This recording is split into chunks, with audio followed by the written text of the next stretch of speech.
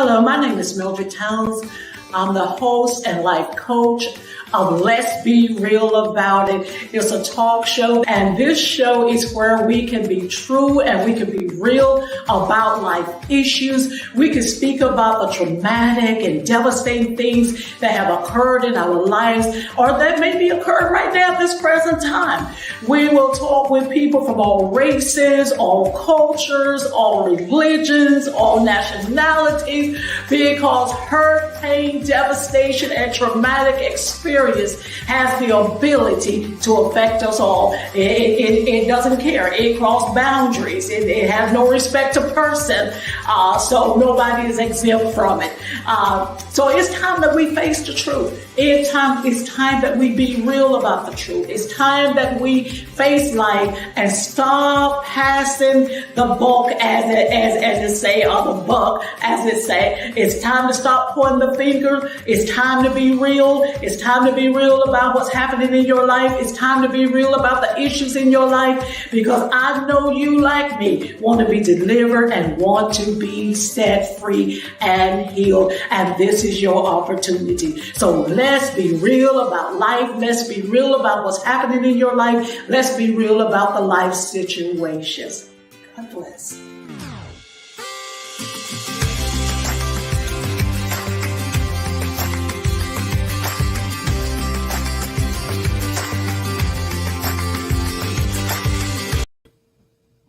Hello and welcome to Let's Be Real About It, where we are real about real life issues. I am your host, Mildred T. This is a no holds barred zone. Therefore, some of the contents of the show may be offensive to some, but that is not the intent of the show. I want to introduce you to my book. My book is Truth, My Closet Secrets Revealed. Please order my book. It's my life story. You want to hear some of the crazy things that I went through in my life? Please order the book, and please don't copy what I did. Please don't copy the things that I did. Crazy stuff in my life. But and also a cry from the wound. Any woman of childbearing age that may be thinking about having an abortion, please contact me to get a copy of the brochure and a copy of my book to hear my story about the abortions. So that you don't make mistakes that I made. You can email me at iheartministries@gmail.com, and we will give you the information on how to get the book as well as the brochure. And I do want to thank my sponsors who help support the show: J&K Style Grill, right here in Virginia Beach, Zion City of Deliverance, and our anonymous sponsor. Thank you all for blessing the show. And if you want to be a blessing to the show, or if the show has been a blessing to you, please email us at iheartministries@gmail.com, and we will let you know how you can support the ministry.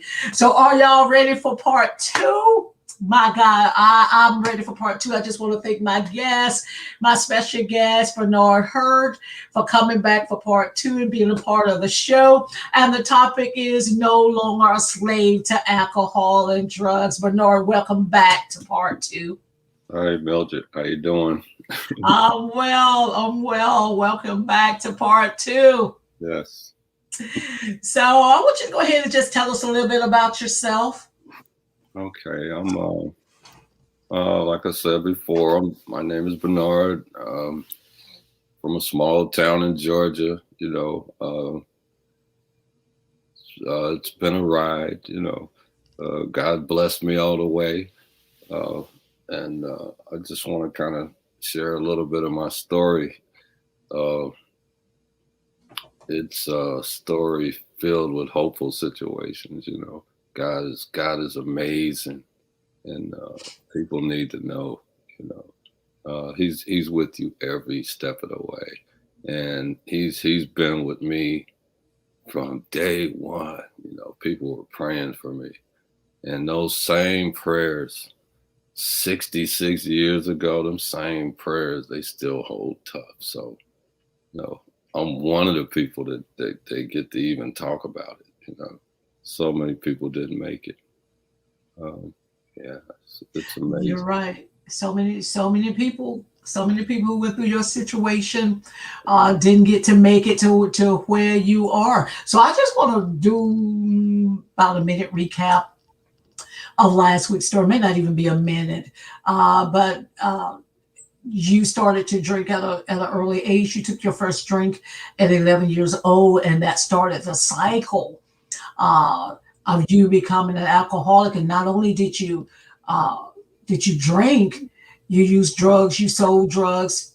People in the neighborhood govern your life. Basically, as a child, your mother worked uh, long hours, and so therefore you and your sister were left to fend basically for yourself. And so you took up traits from I guess good traits from good people, bad traits from bad people in the neighborhood, and so your life will basically govern. Yeah. And if I'm wrong, you could correct me by the people that you spent the most time with. So, coming up today, you and your stepdad, this is where we left off in part one. You and your stepdad weren't getting along because of the way he was mistreating your mom. Therefore, you packed your bags and you hit the street. You went to the clubs. You dealt with the hookers and you dealt with the whores, and you became a pimp advocate. So, some of us have never heard of a pimp advocate. So, we want you to talk about that. Oh, well, when I left the house, and really hit the streets, I developed some friends, but one of my best friends, he was a big pimp daddy dude. So that's why we became best friends, and he was like my big brother, and he had my back and everything. So, you know, uh, one of the things that I learned how to do was, I still sold weed in the daytime, and I babysitted his hookers at night. That's why I say, pimp's advocate. I wasn't no pimp, but I just had a buddy that was. So I watched his hoes, and for a while I lived with him. So I helped look after him, and so I did weed at night and watched watched hookers and slept all day, and we hung out in some of the worst places in the neighborhood, and one day it got kind of rough. So I was like, you know what? I'm a dad now. You know what I mean? I got to get off of these streets. So I found a job. I got a job. So, how did you handle that job after being I a pimp wanted. advocate and doing your own thing? Yeah, I got a job working at the hospital. I was a custodian, and I worked third shift, and same thing. Always some drugs in my life. We high all day, and I'm making pipes at night at work, and it's but I wanted to be a dad. My kid was born in the same hospital that I was in, so I got to sneak through the tunnels and see him at night. He was about this big, and he was in a glass tube, and I prayed for him, come on, man, you can do it. He was born early, and I love this guy. So, uh, uh, some kids now, they don't have that core that I had when I was born. I had people praying for me, and I had a grandmother, with values and stuff like that prior to hitting the street. So some of these people now, they don't have nothing to fall back on. They already empty. So these things consume them because they don't have anything to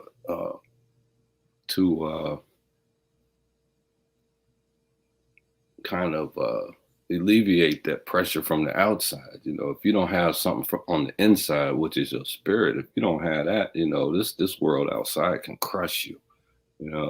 And fortunately for me, I had something inside that kind of balanced all these things that were going on outside. So I was blessed again. God gave me a job, and I got to look out for my son, and I got an apartment, and I thought I was doing the thing as a dad. things got rough with me and his mom, so she moved back home and she took my kid. She wanted to improve her education, and I wanted to watch him, but I didn't want to give him back, so she took him and he left. They left, so it crushed me, Naturally, to kill the pain, the first thing I did was increase my drug habits. This is what I did to kill the pain. So I was on that job for about 2 years. So I did good, and I got fired. Because you were getting high on the job? I was doing the job. My boss got mad at me because his girlfriend liked me, and he set me up, and they caught me sleeping, and they fired me. So you can't sleep on a job. I was sleep. So, but you got. But you talked about you got married, and briefly talk about this because we want to talk about your recovery. Now this is what I thought was very, very weird. You got married, but your wife said that she didn't want to be an everyday wife. So I'm like, why get married if you don't want to be every wife is every day? So why get married if you don't want to be an everyday wife? Was it that she didn't want to do the cooking? She didn't want to do the cleaning? She didn't want to do all this type stuff? Yeah, she was a spoiled brat, and I got her pregnant, so I married her trying to do the right thing, At this point, I had to crawl back to my stepdad and ask for another job. So I picked up the application in the house. The next day I was working at General Motors. That one day turned into 15 years, So one more time I was blessed. I had one of the best jobs in the city. So I'm a functioning alcoholic. I went in there every day high off of something, that was my norm. I got married because one more time I was trying to do the right thing. So my kids will never sleep in an apartment again. So I bought a house. 27 years old, I got my first house. I was blessed, and my wife, she wanted to be my wife when she wanted to. She wouldn't come home. I had this big old house, back in the woods. I don't know if she was scared of the house or whatever, but she stayed with her mom, and because it was convenient, for her job, and she showed up when she got ready. So that's why I said you can't be my wife when you get ready. I'm doing everything I thought I was supposed to do as a dad. So I'm going over her mom's house to see my kids. You know what I mean?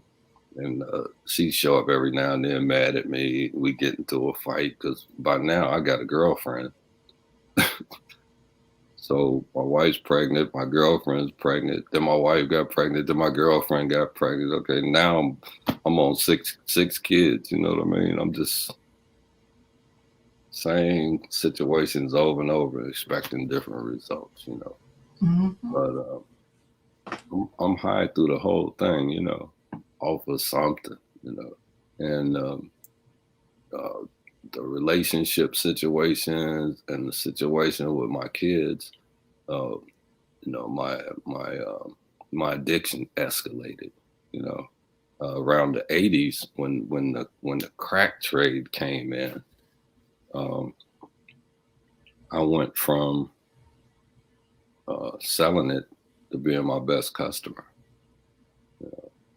And all of the things that I had acquired slowly faded away. Friendships, all the people that thought I was cool. Okay, all of a sudden I wasn't cool no more. The cool cars went downhill, and my relationship with my wife, which wasn't much in the first place, got worse.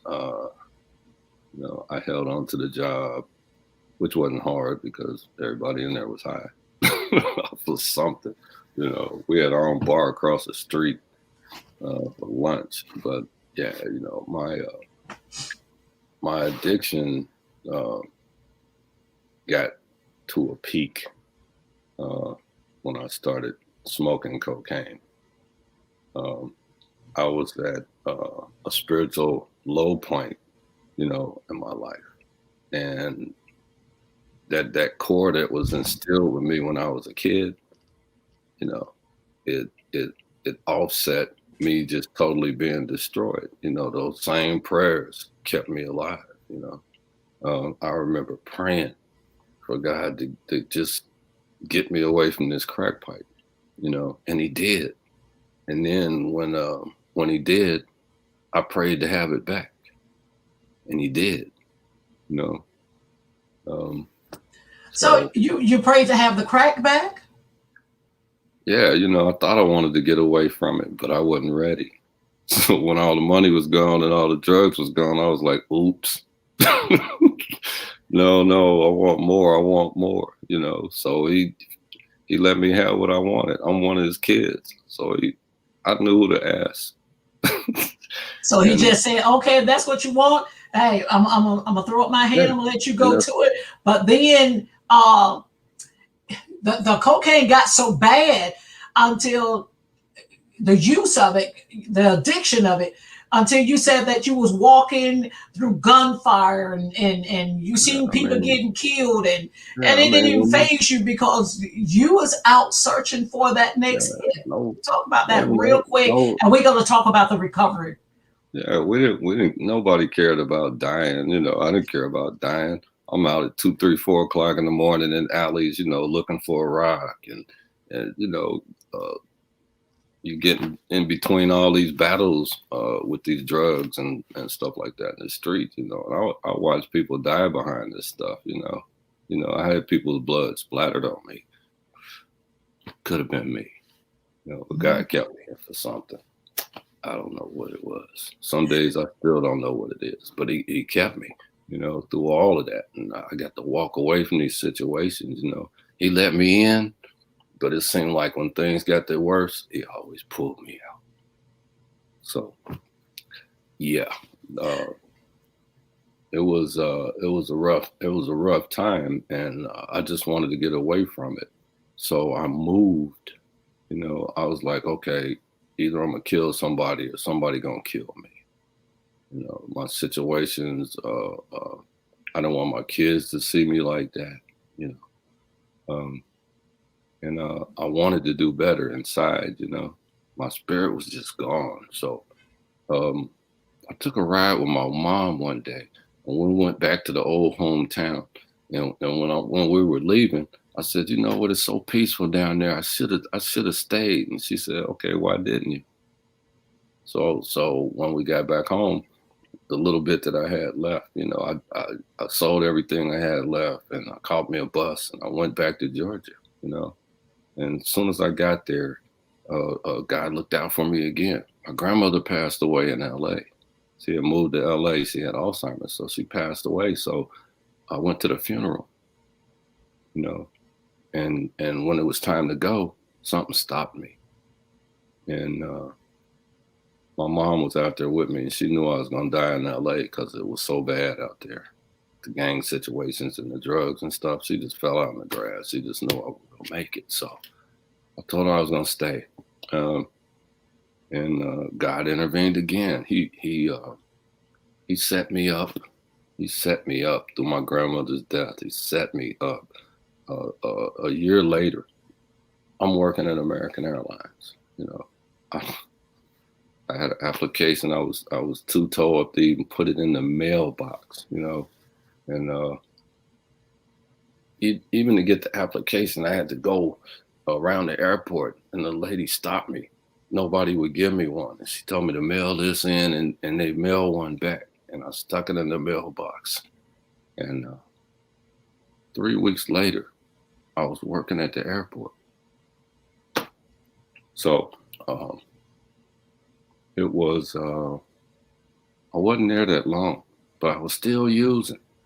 I'm driving to work, and I'm locking myself in bathrooms, and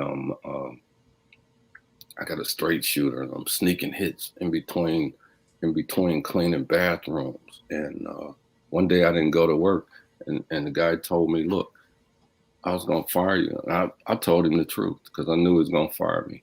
He said, because you told me the truth, I'm going to give you another chance. And he didn't fire me. And I promised him that when I got in the union, that I would give me some help. So I did. I called them up. They said, hey, I said, I got a drug problem. Job ain't going to do me no good. So if I can't get some help, then I might as well quit. So they said, no. Call us back in 5 minutes. They called me back in 5 minutes. They said, we got a place we want you to go to. It's called Promises. It's a rehab center. And I was like, okay. They said, I want you to drive over there. I said, no, I don't want to take my car. I might leave. They picked me up in a van and they took me there. It's a 30-day program. And this place saved my life. When I walked in there, I was ready, and I asked God, if you get me in there this time, I promise you. And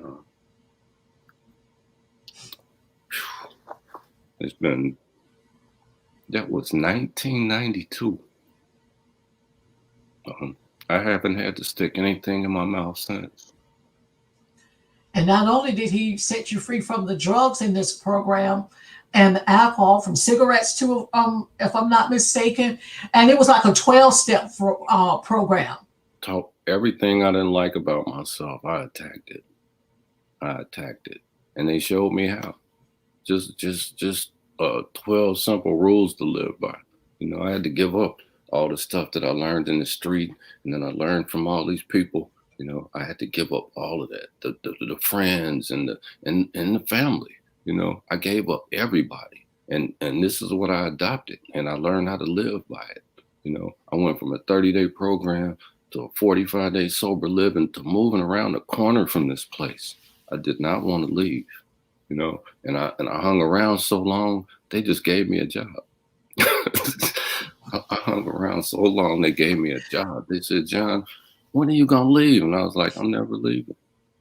So they gave me a job. I wound up driving that same van that picked me up to help other people.